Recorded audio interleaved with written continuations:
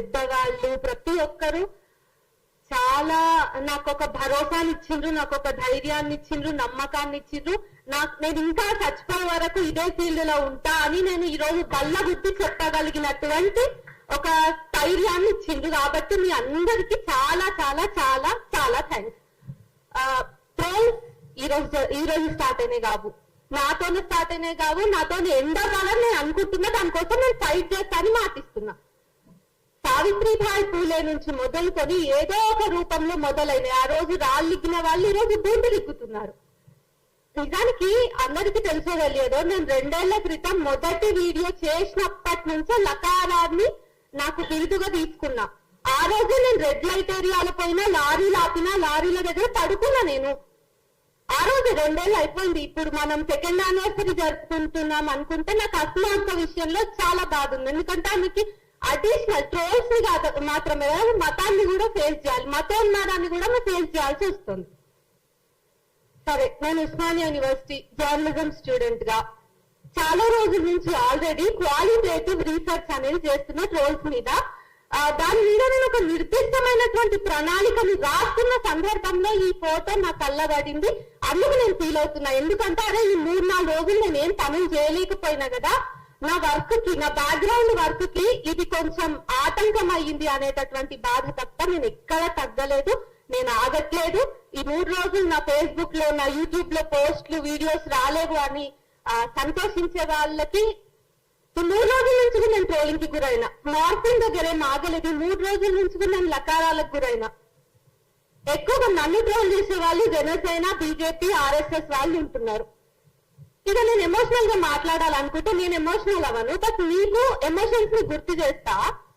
ఏదైతే జనసేన అండ చూసుకొని, లేదంటే ఎవరైతే పవన్ కళ్యాణ్ నరాన ఇంకించుకొని ఈ రోజు నన్ను అంటున్నారో, వాళ్ళ కూతురికి 2 ఏళ్ళు అటు ఇటు ఉంటాను నేను, అంతే. సరే, ఎన్నో, బట్ వాళ్ళ కూతురు ఏజ్. సో వాళ్ళ ఇంట్లో వాళ్ళ కూతుర్లు ఉన్నారు, వాళ్ళ అమ్మ వాళ్ళు ఉన్నారు. ఇక్కడికి పోకూడదు, ట్రోలింగ్ అక్కడి దాకా కూడా పోకూడదు అని నేను ఫైట్ చేస్తా. మీ నాయకుడు ఇంట్లో ఉన్న ఆడవాళ్ళకు కూడా ట్రోలింగ్స్ పోవద్దు, నా దగ్గరనే ఆగాలి. ఎందుకు ఈరోజు నా మీద వచ్చిండొచ్చు, మా సీనియర్స్ అందరి మీద ట్రోల్స్ అయినాయి. చెప్పినగా నేను ఫస్ట్ కాదని. అయితే ఆపాల్సినటువంటి బాధ్యత, నైతిక బాధ్యత మన మీద ఉన్నదా లేదా? రాజకీయ నాయకులకు అలవాటైందబ్బా. కానీ మళ్ళా వాళ్ళు ఏం చేస్తారు? చంద్రబాబు నాయుడు నిండు సభలో ఏడ్చిండు తన కుటుంబంలోని ఒక మహిళని ట్రోల్ చేసినందుకు. అట్లా రోజా మీద జరిగినాయి, ఇంకొకరి మీద జరిగినాయి, ఆల్ పొలిటికల్ పార్టీస్ లో ఉన్న మహిళల మీద జరిగినాయి. వాళ్ళ మీద కూడా నేను, అంటే వాళ్ళకి ట్రోల్స్ జరగొచ్చు అని కూడా నేను పోరాటం చేస్తా. ఎందుకు? ట్రోల్స్ అనేది ప్రతి అమ్మాయికి, ఎవరికి ట్రోల్స్ జరిగిన ట్రోల్సే కదా. వాళ్ళందరి మీద మాట్లాడే నైతిక బాధ్యత నాకుంది. కానీ అంత చిత్తశుద్ధి నన్ను ట్రోల్ చేస్తున్న వాళ్ళకు ఉందా లేదా అనేది నా ప్రశ్న. అయితే చెప్పినా కదా చాలా రోజుల నుంచి ఉందని. ఒక 1 year 1.5 year బ్యాక్ నేను ప్రశ్న రావణ్ కలిసినప్పుడు ఒక టాపిక్ మీద, మేము చాలా కంటెంట్ మీద డిస్కషన్ కి కలిసినప్పుడు ఫోటో ఫేస్బుక్ లో పెట్టినాం. దాన్ని పట్టుకొని శివాజీ గల్లా అనేటోడు కలుసుకున్నారు అని లవ్ సింబల్ పెట్టి, కలుసుకున్నారు అని కోట్ చేసి వేసుకున్నారు ఇది పక్కకెట్ట. ఆ కామెంట్ సెక్షన్ అంతా బూతులు. నేను ఒక ప్రొఫెషనలిస్ట్ దగ్గర అంటే రీసెర్చ్ చేస్తున్నా అని చెప్పినా కదా, నా మీద ట్రోల్స్ ని కాదు, నేను ఇక్కడ కూర్చున్న వాళ్ళలో చాలా మంది మీద జరుగుతున్న ట్రోల్స్ ని కూడా నేను నా రీసెర్చ్ లో భాగంగా చేసుకున్నా. అవన్నీ కూడా నేను అనలైజ్ చేస్తున్నప్పుడు ఒక ప్రొఫెషనలిస్ట్, ఒక సైకాలజిస్ట్, ఒక అడ్వకేట్ నా పక్కన కూర్చున్నప్పుడు వాళ్ళకి నేను అది చదివి వినిపించలేనంత దారుణమైన అసభ్యకరమైనటువంటి పదజాలం అందులో ఉంది. ఇది గుర్తుపెట్టుకోండి. అయితే ప్రొవోకేటివ్ గా ఉండాలా, ఎలా డీల్ చేయాలి అనేది ఇది నాకు 2 ఏళ్ల నుంచి ఉన్నటువంటి ప్రశ్న. ఎందుకంటే నాదేముందబ్బా, ఆల్రెడీ వాళ్ళందరి దృష్టిలో నేను బరితెగించిన. సరే, నేను బరితెగించిన, కానీ తర్వాత రావాల్సిన ఆడపిల్లల పరిస్థితి ఏంటి? ఈ హాల్లో కూడా మహిళల సంఖ్య తక్కువనే ఉంది. మహిళా జర్నలిస్ట్ ఆర్గనైజ్ చేసినటువంటి సభ ఇది. సో నా ఏజ్ వాళ్ళు ఇంకా ఎక్కువ మంది ఉండాలని నేను కోరుకుంటా. నా ఏజ్ వాళ్ళని ఇంకా ఎక్కువ మందిని ఇక్కడ చూడాలంటే దానికోసం నేను ఏమైనా వర్క్ చేయగలనా? నేను ఆల్రెడీ పడ్డదాన్ని కదా, రాళ్ళు పడ్డాయి కదా నాకు, దాన్ని నేను ఫంక్షన్ చేస్తున్నా. ఎట్టి పరిస్థితిలో నేను మాట్లాడడాన్ని ఆపేటటువంటి ఉద్దేశంలో అయితే అస్సలు లేను. అయితే యుద్ధం వాళ్ళు చేస్తున్నారు, మనము చేస్తున్నాము. మన ఆయుధాలు వేరు, మన ఆయుధాలు నిజాలు. మన ఆయుధాల వెనుక చాలా చాలా వ్యవస్థాగతమైన తప్పులు ఉన్నాయి, వాటిని మనం ఎత్తి చూపిస్తున్నాం. వాళ్ళ ఆయుధాలు మళ్ళీ అమ్మలు మనమే, అమ్మలం, అక్కలం, లకారాలం, ఇంకా ఇంకా ఏవేవో వస్తాయి. యుద్ధం ఒకటే అయినా మన ఆయుధాలు వేరు. అయితే నేను రీసెంట్ గా పరకాల ప్రభాకర్ గారి ఒక మీటింగ్ అటెండ్ అయినా. అది క్లోజ్డ్ మీటింగ్, సెలెక్టెడ్ మెంబర్స్ ఉన్నారు.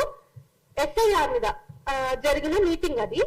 బీజేపీ వచ్చిన తర్వాత ఎట్లా ఇష్యూస్ నార్మలైజ్ అయినాయి, మనుషుల్ని చంపడం నార్మలైజ్ అయింది, రేపిస్టులని సన్మానించడం నార్మలైజ్ అయింది, పక్కన ఉన్నటువంటి వ్యక్తిని డౌట్ పడడం మతం పేరు మీద, అన్ని నార్మలైజ్ అయినాయి. అట్లనే ట్రోలింగ్ కూడా నార్మలైజ్ అయింది. అది కావద్దు అనేది నా బాధ. ట్రోలింగ్ ని కూడా మనం నార్మల్ గా తీసుకుంటే పోలీస్ స్టేషన్ లకు పోయినాక కేసు పెట్టేటప్పుడు కేసు ఎఫ్ఐఆర్ అవ్వకుండా పోలీసులు ఏమంటారంటే నువ్వు కొంచెం తక్కువ మాట్లాడు, నువ్వు నీ విధానాన్ని మార్చుకో. ఏం మార్చుకోవాలి? ఇది ధర్మాగ్రహం అయినప్పుడు నేను నా విధానాన్ని ఏం మార్చుకోవాలి, ఎట్లా మార్చుకోవాలి? అందరి ఇళ్లలో ఉన్న ఆడవాళ్ళకే వస్తుంది. మళ్ళీ మగవాళ్ళు కూడా విత్తించే, కానీ వాళ్ళని తిట్లలో కూడా వాళ్ళ ఇంట్లో ఆడవాళ్ళు ఉంటారు. మళ్ళీ ఇది అన్ని పార్టీలలో జరిగేదే. వైఎస్ఆర్ ఉన్నప్పుడు, అదే జగన్ ఉన్నప్పుడు అతని మీద వీడియోస్ చేసిన ఏ పార్టీ వాళ్ళు ఉన్నా, ఇప్పుడు కాంగ్రెస్ మీద మాట్లాడుతున్నా, బీజేపీ మీద ఎవరైనా మాట్లాడుతున్నప్పుడు, కానీ వీళ్ళ మూకకి ఎందుకు ఇంత వస్తుంది?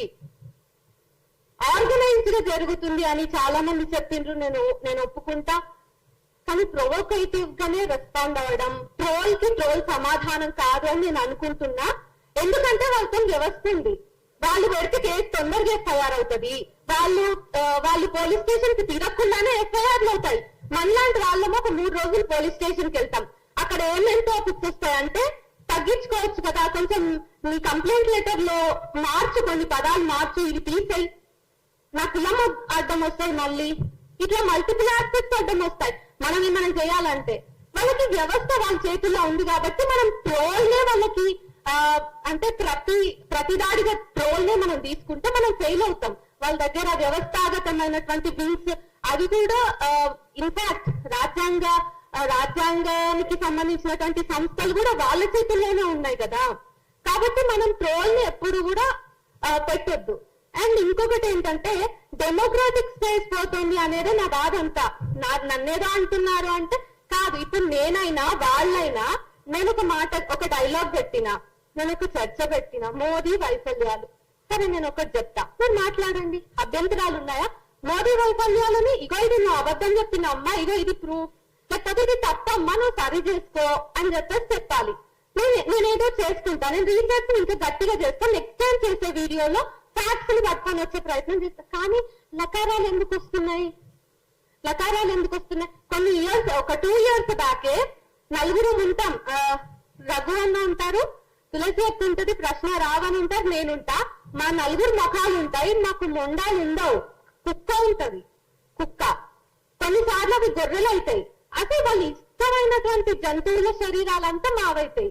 కానీ మీరు చూడండి, గొర్రె శరీరాన్ని మాకు ఆపాదించిన, కుక్క శరీరాన్ని మాకు ఆపాదించిన, మా బ్రెయిన్ మాత్రమే మీ ఇష్యూ.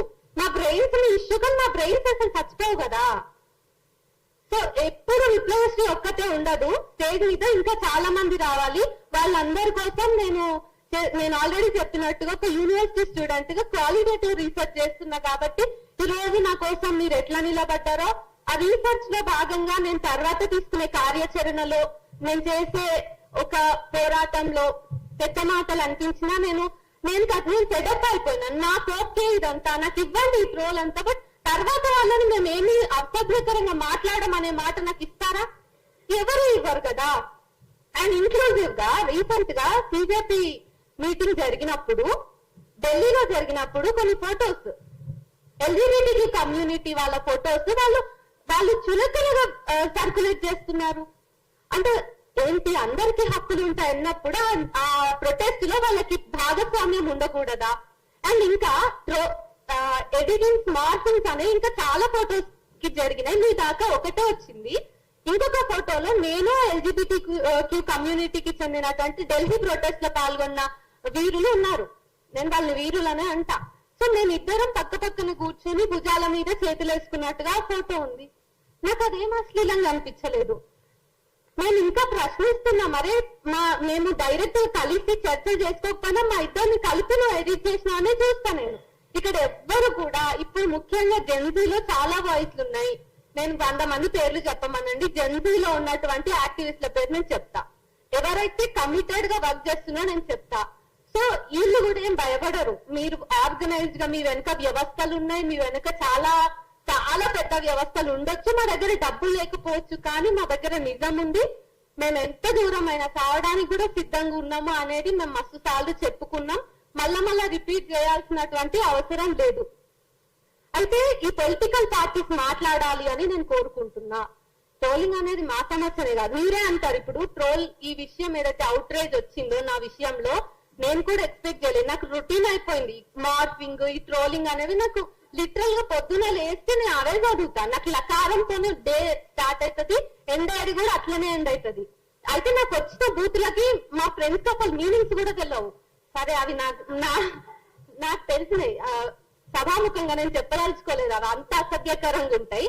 సో అలాంటి బూతులను నా రోజు అంతా గడుస్తుంది, దాంట్లో ఏం లేదు. అయితే పొలిటికల్ పార్టీస్ ఏమన్నారు, ఈ 3 days లో RSS వింగ్ వాళ్ళు ఏమన్నారంటే, నన్ను ట్రోల్ చేసిన వాళ్ళే, నన్ను లకారం అని చెప్పి పోస్ట్ పెట్టినోడే వీళ్ళందరి ఫోటోలు మార్చాయినాయి కదా, వీళ్ళ గురించి మాట్లాడవా అంటే, వాళ్ళు మాట్లాడతాం. వాళ్ళెవ్వరి మీద మేము ట్రోల్ చేయలేదు, వాళ్ళెవ్వరిని మేము లకారాలతో మాట్లాడలేదు. వాళ్ళతో సైద్ధాంతికంగా, భావజాల పరంగా, రాజకీయంగా మాకేమైనా విభేదాలు ఉన్నప్పుడు మేము పార్లమెంటరీ లాంగ్వేజ్ లో మేము అది విమర్శ చేసినాం.